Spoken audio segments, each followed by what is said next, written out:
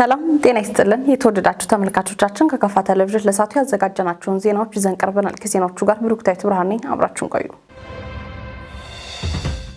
የተጀመረውን ሁሉ አቀፍ የልማት እንቅስቃሴ ውጤታማ ከማድረግ አኳያ የብልጽግና ፓርቲ አባላት በትኩረት መደገፍ እንዳለባቸው ተገለጸ። በዞኑ ማዕከል የአስተዳደር ዘርፍ የብልጽግና ህብረት 4ኛ ዙር ኮንፈረንስ ተካሂዷል። ዘገባው የባልደረባችን ታጅተው ከበደ ነው፣ እንደሚከተለው ይቀርባል። በተካሄደው መድረክ የፓርቲ የ2017 4ኛ ሩብ ዓመት እቅድ ክንውንና የህብረት ኢንስፔክሽን ስነ ምግባር ኮሚሽን ስራ ክንውን ቀርቦ ውይይት የተደረገ ሲሆን ያነጋገርናቸው የፓርቲ አባላቶችና ፐብሊክ ሰርቫንቶች እንደተናገሩት የሀገሪቱን ሁለንተናዊ ብልጽግና ለማረጋገጥ በብልጽግና ፓርቲ መሪነት እየተከናወኑ የሚገኙ ተግባራት የሚበረታታ ነው ብለዋል። እንደ ሀገር እየተሰሩ ያሉ ስራዎች አሉ።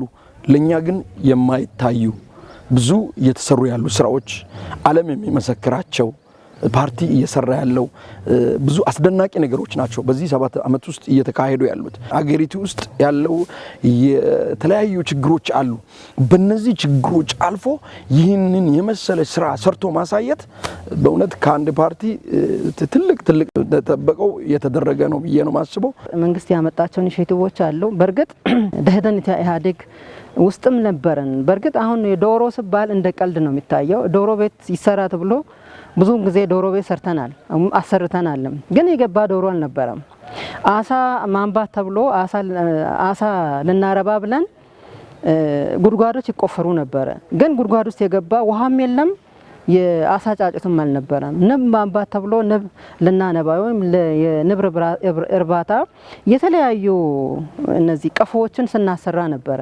ግን ቀፎ ውስጥ የገባ ንብ አልነበረም። ብልጽግና ፓርቲ ያቀዳቸው እቅዶች በቤተሰብ ደረጃ በህብረት ደረጃ በአግባቡ ታች ወርዷል የሚለውን አብረን እኛ አባልም ስለሆነ አመራር መሆናችን አንድ ጉዳይ ሆኖ ግን አባል ስለሆነን እዛ ቤቷ ቁጭ ብለን አብረን አዳምጠናልና በትክክል የፓርቲ ተልዕኮ እየተፈጸመ መሆኑን ተፈጽሞም ደግሞ ሪፖርት የተዘጋጀ መሆኑን የተዘጋጀውን ሪፖርት ደግሞ አባላት ቁጭ ብሎ እየገመገሙ አስተያየት የሰጡ መሆናቸውን በአካል አይተናል። በፓርቲ የተመዘገቡ ድሎችን ለማስቀጠል የአባላቱ ሚና የጎላ ነው ብለዋል። ፓርቲ ብቻውን ምንም የሰራው ነገር አይኖርም። እውነት ለመናገር የአባላት ድርሻ ሚናው ከፍተኛ ነው። አባላት አሁንም ቢሆን እኔ መናገር የምፈልገው ምንድነው የፓርቲ አባላት በትክክል ተረድቶ በትክክል ገብቶ ከፓርቲ የሚመጡትን የተለያዩ ተልእኮዎችን እያሳለጠ መልካም ምስክርነት ይዞ እንዲቀጥል ነው የሚለው። ምክንያቱም አንድ ነገር ለአንድ ሀገር አባላት ወሳኝ ነው። ቁርጠኛ አባላት ያስፈልጋል። እንደ አጠቃላይ እንደኛ ህብረት ስታይ ከሌሎች የተሻለ አፈጻጸም አለ፣ የተሻለ ነገር አለን ተብሎ የሚከደው አንደኛ ደረጃ ለምሳሌ በኔ አሁን ባለሁባት ቤተሰብ ውስጥ አጠቃላይ አባል ሆኗል ማለት አባል ያልሆነ የመንግስት ሰራተኛ የለም። ሁሉንም አባል የማድረግ ስራ ሰርተናል። በመቀጠል ሁሉም አባል ባልተንጠባጠበ ሁኔታ የአባላት መዋጮው በአግባቡ ይከፍላል። ጥቅል ውጤቱን ስናይ 2017 ላይ በፓርቲ ደረጃ የሰጠናቸው እቅዶች ተለቅሞ እየተተገበሩ ያሉበት አዳዲስ አባላት ያፈሩ እንዳለ የውይይት ስራቸው 100% ጭምር ውይይት ያደረጉ ሳያቆራርጡ የተወያዩትንም ጭምር ያየናቸው አሉ። ደከም ያለ ደግሞ አለ። እነዚህ ደከም ያለውን ደግሞ ቀጣይ በተሰጡ አስተያየት መሰረት መልሶ ችግራቸው ምንድነው ብሎ ማየት ነው። የአመራር ችግር ካለ አመራራቸው መልሶ ያስተካከሉ ትግላቸውን እንዲያቀላጥፉ የምናደርግበት ሁኔታ ነው ያለነውና በአጠቃላይ ተልዕኮ ተሳክቷል የሚል እምነቱ ነው ያለን። በአፈጻጸም ወቅት የታዩ ጉድለቶችን በማስቀጠል ደካማ ጎኖችን የእቅድ አካል አድርገው ከመተግበር አንጻር ትኩረት ተሰጥቶ ሊተገበር እንደሚገባ ተናግረዋል። ለቀጣይም ቢሆን ብዙ ነገር ከፓርቲያችን ጋር ሰርተን ለሀገራችን ብዙ ነገሮችን የሚቀየርበትን ሁኔታ እንጠብቃለን የሚል ሀሳብ ነው ያለኝ። ሰዎች አስፓልት እየጠረጉ ሁል ጊዜ የተረጂነትን አስተሳሰብ ይዘው የሚሄዱ ሰዎችን ከተረጂነት ወደ ረጂነት አስተሳሰብ እንዲገቡ ለምሳሌ አሁን ግንቦ አካባቢ የሚሰሩ ስራዎች አሉ። እዚህ ከተማም አካባቢ የኛ ከተማ ውስጥም እየተሰሩ ስራዎች እነዚህ ስራዎች እየጎለበቱ እንዲሄዱ የማድረግ ስራ ያው ከኛ የሚጠበቅ እንደሆነ እነዚህን ይዘን 2015 2018 ላይ በተሻለ ስራ ሰርተን ህዝባችንን እናገለግላለን የሚል አስተሳሰብ አለኝ። ከዚህ ባሻገር ግን ይህን ሚዲያ የሚያይ ሰው ለውጥ የለም የሚል ሰው የተወሰነ ብዥታ ውስጥ ያለ ሊኖር ይችላል እና እንደምኖርም ይጠበቃል። ለውጡ አለ፣ እድገቱ አለ። ግን ደግሞ ለሁሉም ተደራሽ ነው ወይ ተደርሷል ወይ የሚለው ነገር ሲናይ ገና ነው። ይሄን እኛም እናምናለን። በአባል ደረጃም እየተያየን ያለ ነው። ይሄ ነው ግን ለማድረስ ነው ትግል ያስፈልግ ያለው እንጂ ለውጡ እድገቱ ደርሶ ከሆነ ፓርቲም አስፈላጊ አይደለም፣ ስራም አስፈላጊ አይደለም። ገና ስለሆነ ነው አሁን ትግል እያደረግን ያለ ነው። ለምሳሌ መንገድ ላይ አሁን ክረምት ነው፣ የመንገድ መቆራረጦች በየቦታው ሊኖሩ ይችላሉ። ይሄን ተስፋ ሰው መቁረጥ መቻል የለበትም። ነገ ተሰርቶ የሚደረስ ነው፣ ነገ የሚያልፍ ጉዳይ ነው። ይሄን በጋራ ግን ከሰረን ደግሞ ማለፍ እንችላለን የሚል ነገር መውሰድ ነው። ዞን ውስጥ ሰላም አለ። ይሄ ሰላም ደግሞ ዘላቂ ሆኖ ያውንታዊ ሰላማችን ዘላቂ ሆኖ 2017ም እንዲዘልቅ 2019 እንዲህ ያለ እንዲሄድ ማድረግ መቻል አለብን። እነዚህ ስራዎች በጣም በተሳካ መንገድ ከተሰሩ፣ እነዚህ አደረጃጀቶች ከተጠናከሩ በጣም ለውጥ ማምጣት የምንችልበት እድል አለ። ይሄን እድል እንጠቀም የሚል አስተያየት ነው ያለኝ። በመድረኩ ላለፉት ጊዜያት ጠንካራ ተግባራት ላከናወኑ የብልጽግና ቤተሰቦች የእውቅናና ሰርተፍኬት ሽልማት ተበርክቶላቸዋል። ጠንካራ የስታፍ አንድነት በመፍጠር በ2017 የትምህርት ዘመን የተገኘውን የትምህርት ውጤት በቀጣይ የትምህርት ዘመንም ለመድገም እየሰራ መሆኑን በቦንጋ ከተማ የመሃል ከተማ ሁለተኛ ደረጃ ትምህርት ቤት አስታወቀ። የመምህራንና ወላጆች ህብረትም የትምህርት ቤቱን ውጤት የተሻለ ለማድረግ የበኩሉን እንደሚወጣ ተገልጿል። ዘገባው የባልደረባችን ናስር ተማምነው ጽዮን ታደለ ታቀርባለች። የአንድነት መድረኩን በንግግር የከፈቱት የትምህርት ቤቱ ርዕሰ መምህር አቶ የሺጥላ በየነ እንደገለጹት ለውጤት ማማር የስታፉ አንድነት ጠንካራ መሆን እንዳለበት ገልጸው የሚከተለውን ሀሳብ አክለዋል። አምና ሮጠን የነበረውን ነገር ሰብረናል ማለት ነው። ዘንድሮ ደግሞ የ12ኛ ክፍል መምህራኖች በሚገባው ማለት ነው ተሮጠዋል። ዘንድሮ ያው ውጤቱን ቀጣይ የምንጠብቅበት ነው የሚሆነው። እንደዚሁም ደግሞ ከ9ኛ ክፍል እስከ 11ኛ ክፍል ያሉ መምህራኖችም ደግሞ ምሮጥ የሚገባቸውን ሩጠው ማለት ፈርስት ሴሚስተር የነበረን ውድቀት ማለት ነው ትልቅ ስብራት ነበር። እኔ ስጋት ላይ ነበረኝ ፈርስት ሴሚስተር ላይ የነበረው የተማሪ ውጤት ሳይ ማለት ነው። ሰከንድ ሴሚስተር ላይ መሻሻል በሚገባው ልክ አሻሽለን ያው የትምህርት ስብራቱ አሁንም እየተጠገነ ባለበት ላይ ወደ 65% የሚሆን ተማሪዎችን ከክፍል ወደ ክፍል አሸጋግረን ለዚህ ቀን ደርሰናል ማለት ነው። መድረኩን የተሳተፉ መምህራን በበኩላቸው የትምህርት ስራ የሁሉንም ተሳትፎና አንድነት የሚጠይቅ ነው ያሉ ሲሆን ሂደቱን በተመለከተ ሀሳባቸውን አጋርተውናል። ስራ ይሰራል። በጣም ለፍቶ የሚሰሩ መምህራንን ነው ማየው በግሌ ማለት ነው። በተለያዩ ስራ ዘርፎች ሁኜ በዩኒቲም በሌላም ሲመለከታቸው እንደ አጋጣሚ ሆነ የስራ ሰዎች ናቸው፣ የፍቅር ሰዎች ናቸው። ስታፉ በጣም የፍቅር ስታፍ ነው። ከአስተዳደርም ጀምሮ እስከ ታች ሁሉም ፍቅር ነበረ። ግን አጋጣሚ ሆኖ የውጤት ጉዳይ ሆኖ ትምህርት ቤታችንን ወደፊት እንደ ሌሎቹ ሊያስጠራ አልቻለም።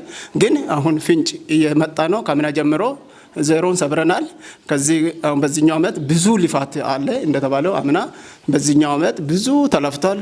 በዛ ልክ ውጤት ከመጣ የበለጠ ወደፊት ከሌሎቹ ጋር ስማችን ትምህርት ቤታችን እንደሚጠራ እርግጠኛ ነን። የምፈልገው የተሰባሰብነው በስታፍ መረዳጃ ምክንያት ነው። ቅድም እንደተባለው ሌሎቹ ወንድሞቼ እንዳስቀመጡት ስታፉ የፍቅር ነው። እኔ መናገር አልችልም በእውነት ትልቅ ቦታ የምሰጠው ነው እንደራሴ ማለት ነው። ለዚህ ሁሉም እዚህ ጋር በፍቅር የሚኖር ሰው ነው። ችግሮች ቢኖሩ እንኳን ችግሮቻችንን በዚህ ማናያቸውና የማናተኩር መሆኑንና ቀጣይ ላይ እግዚአብሔር አምላክ እንግዲህ መልካሙን ነገር እንዲያሳየንና ከተማሪዎቻችን ጋር በሰላም እንድናሳልፍ ሌላው ደግሞ ጥሩ ውጤትን የምናይበትን ዘመን እንዲያደርግልንና ሌሎች የገለጹትን መልካም ነገር እንድናሳልፍ እያልኩኝ ንግግሬን አበቃለሁ። በ2017 የትምህርት ዘመን የተከናወኑ ዋና ዋና ተግባራትን በተመለከተም የትምህርት ቤቱ ርዕሰ መምህር ተጨማሪ አስተያየት ሰጥተዋል። እሺ ያው የ2017 ዓ.ም የትምህርት ስራን ስንጀምር ያው መነሻ የሚሆነን የ2016 የመማር ማስተማር ስራ ሂደት ነው። ያን የስራ ሁኔታውን ቁጭ ብለን በመገምገም በማየት ያለን ድክመቶች የት ጋር ነው የሚለውን ነገር ከለየን በኋላ ለ2017 ተማሪዎችን ወደ ተሻለ ውጤት ለማስመዝገብ ስንንቀሳቀስ የነበር ነው። ይህም እንቅስቃሴዎች አንዱ ሴት ተማሪዎችን ከማብቃት አንጻር በዋና ተግባር አድርገን ነው ስንንቀሳቀስ የነበር ነው። እኛ ግቢ ውስጥ ካሉት 409 የሚሆኑ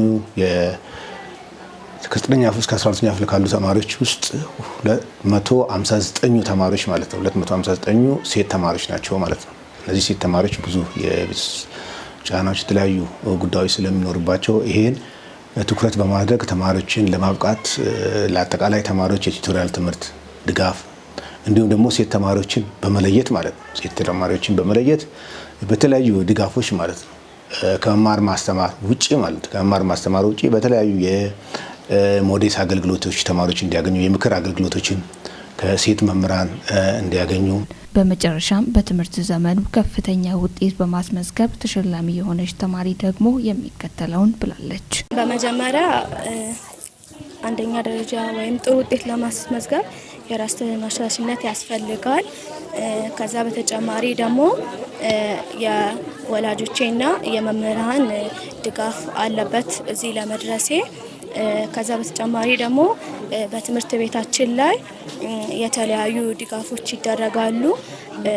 ተጨማሪ ትምህርቶችም በተቃራኒ ፈረቃ ይሰጠናል። እናም ሁልጊዜ ላይብሬሪ እንድናነብ ክፍት ስለሆነ እንደዛ ስለሆነ ብዙ እድል አለን። በክረምት የበጎ ፍቃድ አገልግሎት ከ19500 በላይ ወጣቶችን በማሳተፍ ሀገራዊና አካባቢያዊ የልማት አጀንዳዎችን ማከናወን እንዲቻል መመቻቸቱን በጠለ ወረዳ የብልጽግና ፓርቲ ቅርንጫፍ ጽህፈት ቤት አስታወቀ። በወረዳ በጎነት ለኢትዮጵያ ከፍታ 4 በሚል መሪ ቃል የ2017-18 የወጣቶች የክረምት በጎ ፍቃድ አገልግሎት እቅድ ላይ አስተባባሪ አካላት ውይይት ተካሂዷል። ዘገባ የወረዳ መንግስት ኮሚኒኬሽን ነው። ጽዮን ታደለ ታቀርባለች። የውይይት መድረኩን የመሩት የወረዳው አብይ ኮሚቴ ሰብሳቢና ብልጽግና ፓርቲ ቅርንጫፍ ጽህፈት ቤት ኃላፊ አቶ አፌቶ ገብረ ሚካኤል እንደገለጹት ብልጽግና ፓርቲ ሰው ተኮር ፓርቲ በመሆኑ አብይ ኮሚቴው አባላቱ የበጎ አገልግሎት ስራዎች ላይ በተመረጡት ዘርፎች አጠቃላይ ህብረተሰብ ክፍልን በማሳተፍ መስራት ይጠበቃል ብለዋል። በ2017-18 ዓ.ም ክረምት 19558 ወጣቶችን ያሳተፈ የበጎ አድራጎት ተግባር በተመረጡ በ14 ስራ ዘርፎች እንደሚከናወን አቶ አፌቶ አብራርተዋል። አቶ አፌቶ አክለውም በ14ቱ የስራ መስኮች 64541 በላይ ህብረተሰብ ክፍሎችን ተጠቃሚ ለማድረግና ከ19,231,272 ብር ከመንግስት ካዜና ለማትረፍ በልዩ ዘመቻ እንደሚሰራ ገልጸዋል። በ2016-17 ዓመተ ምህረት የክረምት ወጣቶች በጎ ፍቃድ ተግባር አፈጻጸምና የ2017-18 ዓመተ ምህረት ክረምት ወጣቶች በጎ ፍቃድ አገልግሎት የወረዳ ሴቶች ህጻናት ወጣቶችና ማህበራዊ ጉዳዮች ጽህፈት ቤት ኃላፊ ወይዘሮ አብነት አበበ አቅርበው ውይይት ተደርጓል። ወይዘሮ አብነት አክለውም የበጎ አድራጎት ተግባር የሁሉም መንግስት ተቋምና ህብረተሰብ ተግባር በመሆኑ ሁሉም ባለድርሻ አካላት በባለቤትነት ድጋፍና ክትትል እንዲያደርጉ ጠይቀዋል። የአብይ ኮሚቴ አባላት በበኩላቸው የክረምት በጎ ፍቃድ ተግባር ውጤታማ ለማድረግ ወቅታዊ ግንኙነት መድረክ ማመቻቸትና በየዘርፉ ያለውን ተግባር አፈጻጸም በየወቅቱ ማስገምገም እንዳለባቸው አስተያየታቸውን ሰጥተዋል። የተለያዩ ሐሰተኛ ሰነዶችን በመኖሪያ ቤት ውስጥ ያዘጋጀ የነበረው ርዕሰ መምህር ከግብረ አበሩ መምህር ጋር በቁጥጥር ስር መዋሉን የሸካ ዞን ፖሊስ መምሪያ አስታወቀ። ከክልሉ መንግስት ኮሚኒኬሽን ለተገኘ ዘገባ ዘሩፋኤል ሀብታሙ። በሸካ ዞን ፖሊስ መምሪያ የፎረንሲክ ምርመራ ዲቪዥን ኃላፊ ኢንስፔክተር ተግባሩ ክፍሌ ለክልሉ ፖሊስ ኮሚሽን የህዝብ ግንኙነትና ኮሚኒኬሽን እንደገለጹት በሸካ ዞን ቴፒ ከተማ ሐምሌ 8 ቀን 2017 ዓ.ም ሰዓቱ ከጠዋቱ 4 ሰዓት በቴፒ ከተማ ሰላም ቀበሌ ልዩ ስሙ ሳይለንት ፔንሲዮን ተብሎ በሚጠራው ሐሰተኛ የትምህርት ማስረጃ የሚሰሩና የሚያሰራጩ መምህራን መኖራቸውን ከህብረተሰቡ በደረሰ ጥቆማ 2 መምህራን በቁጥጥር ስር ሊውሉ መቻላቸውን ተናግረዋል። ተጠርጣሪዎቹ በፖሊስ ቁጥጥር ስር ሊውሉ የቻሉት አንዲት ግለሰብ የትምህርት ማስረጃ ከ10ኛ ክፍል ወደ 11ኛ ክፍል ልትዛወረች በማስመሰል ሐሰተኛ ማስረጃ በመስጠታቸውና ወደ አንድ መንግስታዊ ተቋም ለመቀጠር ስትሄድ ጥርጣሬ ውስጥ በመግባታቸው ለፖሊስ መረጃውን በመስጠታቸው እንደሆነ ኢንስፔክተር ተግባሩ ገልጸዋል። አክለውም ግለሰቧ ከተቋሙ የልደት ሰርተፍኬት እንድታመጣ ስትጠየቅ 2 ግለሰቦች ጋር በመሄድ ሐሰተኛ የልደት ሰርተፍኬት በማምጣት አንደኛው ርዕሰ መምህር ሐሰተኛ ሰነድ በማዘጋጀትና ሁለተኛው መምህር በአገናኝነት ከግለሰቧ 1000 ብር ተቀብሎ ለርዕሰ መምህሩ 600 ብር ለራሱ 400 ብር የተከፋፈሉ መሆኑን በምርመራው መረጋገጡን ጠቁመዋል። የሸካ ዞን ፖሊስ ከቴፒ ከተማ ፖሊስ ጋር ባደረጉ ክትትል አንደኛው ተጠርጣሪ የአንድ ትምህርት ቤት ርዕሰ መምህር መኖሪያ ቤት በፍርድ ቤት ትዕዛዝ በተደረገው ብርበራ ክብ ማተቦች 5፣ የራስጌ ማተሞች ብዛት 5፣ የተለያዩ ኃላፊዎች የስምና የስራ ኃላፊነት ቲቶሮች ብዛት 5፣ የአንደኛና የሁለተኛ ደረጃ ትምህርት ቤቶች ማተቦች፣ የነርሲንግ፣ የአካውንቲንግ፣ የዲፕሎማ የትምህርት ማስረጃዎችና የልደት ሰርተፊኬቶች ከመኖሪያ ቤቱ ሊገኝ መቻሉን አስረድተዋል። የሸካ የሸካ ዞን ፖሊስ የምርመራ ቡድን በማዋቀር ምርመራውን በስፋትና በጥራት እያከናወነ መሆኑን ኢንስፔክተር ተግባሩ ጠቁመዋል። የሸካ ዞን ፖሊስ መምሪያ የህዝብ ግንኙነት ዲቪዥን ኃላፊ ኮማንደር ልሳነ ወርቅ ተስፋዬ በጉዳዩ ዙሪያ ጠይቀናቸው የሁለቱ ግለሰቦች ድርጊት ሌሎችን ሙያቸውን አክብረው የሚሰሩ መምህራንን እንደማይወክል ተናግረዋል። አክለውም ህብረተሰቡ በሐሰተኛ ትምህርት ማስረጃ ከመጠቀም እንዲቆጠብና ሐሰተኛ የትምህርት ማስረጃ እየተበራከተ መምጣቱንና ህብረተሰቡ ሐሰተኛ የትምህርት ማስረጃ የሚያዘጋጁትን ለፖሊስ ጥቆማ እንዲሰጥ ጥሪያቸውን አቅርበዋል ሲል የደቡብ ምዕራብ ኢትዮጵያ ህዝቦች ክልል ፖሊስ ኮሚሽን የህዝብ ግንኙነትና ኮሙኒኬሽን ዘግቧል። ታላቁ የኢትዮጵያ ህዳሴ ግድብ ሲጠናቀቅ በአመት $1 ቢሊዮን የሚገመት ገቢ ያስገኛል ተባለ። ግድቡ ከ66 ቢሊዮን በላይ ዜጎችን የኤሌክትሪክ ብርሃን ተጠቃሚ እንዲሆኑ የሚያስችል እንደሆነም ተመላክቷል። ዘገባ የፋና ብሮድካስቲንግ ኮርፖሬት ነው። ታደለ ታደሰ ያቀርበዋል። የታላቁ የኢትዮጵያ የህዳሴ ግድብ የቴክኒካል ኮሚቴ አባል ዶክተር በለጠ ብርሃኑ ከፋና ፖድካስት ጋር ባደረጉት ቆይታ እንዳሉት ግድቡ ለጎረቤት ሀገራት ኃይል በመሸጥ በአመት $1 ቢሊዮን የሚጠጋ ገቢ ያስገኛል ያሉት ሲሆን ይህ ገቢ ለሀገራዊ በጀት ከፍተኛ አስተዋጽኦ ያደርጋልም ብለዋል። ከዚህም በተጨማሪ በግድቡ አማካኝነት የተፈጠረው ሐይቅ የጣና ሐይቅን እጥፍ ቦታ የሚሸፍን መሆኑ አንስተው ይህም ከፍተኛ ኢኮኖሚያዊ ፋይዳ ያለው መሆኑን ገልጸዋል። ከ254 ኪሎ ሜትር በላይ ርዝመት ባለው ሐይቁ ላይ መጠናቸው ከ5 ሄክታር በላይ የሆኑ 78 ያህል ደሴቶች በመፈጠራቸው ውሃውን መሰረት ያደረገ የቱሪዝም መስህብ ይሆናል ሲሉ አብራርተዋል። ቱሪዝሙ በምላሹ በውስጡ በርካታ የስራ እድሎችን ለመፍጠር ከማስቻልም ባሻገር አዳዲስ ከተሞች፣ አገልግሎት ሰጪ ተቋማት እንዲስፋፋ እድል እንደሚፈጥር አመላክተዋል። የግድቡ የኃይል ማመንጫ ክፍል መሰረተ ልማት ግንባታ በተያዘለት ጊዜ ተጠናቋልም ብሏል። የቀሩት ስራዎች የሚያስፈልጋቸው ግብአት በሙሉ በስፍራው የደረሰና የመገጣጠም ስራ ጥንቃቄ የሚፈልግ በመሆኑ ትኩረት ተሰጥቶ በተያዘለት የጊዜ ሰሌዳ እየተሰራ መሆኑንም ገልጿል። የህዝብ ተወካዮች ምክር ቤት የኢትዮጵያ የምርጫ የፖለቲካ ፓርቲዎች ምዝገባና የምርጫ ስነ ምግባር አዋጅን አጸደቀ። ምክር ቤቱ ዛሬ ባካሄደው ሁለተኛ አስቸኳይ ስብሰባ ያጸደቀው የተሻሻለው አዋጅ በቀጣይ ዓመት ለሚካሄደው ሀገራዊ ምርጫ 26 አንቀጾች ላይ ማሻሻያ የተደረገበት ነው። የተሻሻለው አዋጅ ሴቶች፣ ወጣቶችና የአካል ጉዳተኞች በፖለቲካ የሚኖራቸውን ተሳትፎ የሚያጠናክር እንደሆነና ከዚህ ቀደም በነበረው አዋጅ በምርጫ ጣቢያ የነበረውን የምርጫ ቅሬታ ሰሚ ኮሚቴን ወደ ምርጫ ክልል እንዲሆን ያደረገ መሆኑ ተመላክቷል። የመራጮችን ምዝገባ ቴክኖሎጂን መሰረት ያደረገ እንዲሆን የሚያደርግ ዓለም አቀፋዊ ተሞክሮችን ያካተተና በምርጫና በፖለቲካ ፓርቲዎች ምዝገባና ሂደት የሚታዩ ክፍተቶችን ሁሉ የሚሞላ እንደሆነም ተጠቁሟል። የተሻሻለው አዋጅ ሀገራዊ የፖለቲካ ፓርቲ ለመሆን የ6 ክልሎችን ድጋፍ ማግኘት የሚያስገድድም ነው። አዋጁ 1394/2017 ሆኖ በአብላጫ ድምጽ ጸድቋል። ምክር ቤቱ እያካሄደ ባለው ስብሰባ የፌዴራል ገቢ ግብር ለማሻሻል የቀረበውን ረቂቅ አዋጅና የስታርትአፕ ረቂቅ አዋጅን ያጸድቃል ተብሎ ይጠበቃል ሲልም ኤፍኤምሲ ዘግቧል። በጀርመን የኢኮኖሚ ልማት ትብብር ሚኒስቴር በኩል የቀረበው ድጋፍ መሰረታዊ አገልግሎቶችና መሰረተ ልማቶችን በማስፋፋት ስደተኞችን የሚያስተናግዱ ማህበረሰቦችን ተጠቃሚ ያደርጋል ብሏል። ኢጋድ በተሻሻለው የትግበራ ማዕቀፍ መሰረት ቁልፍ የመሰረተ ልማት ስራዎችን ሂደት በቀጥታ እንደሚቆጣጠር የተገለጸ ሲሆን የጀርመን መንግስት ላደረገው ድጋፍ አመስግነዋል። ዘገባ የፋና ብሮድካስቲንግ ኮርፖሬት ነው።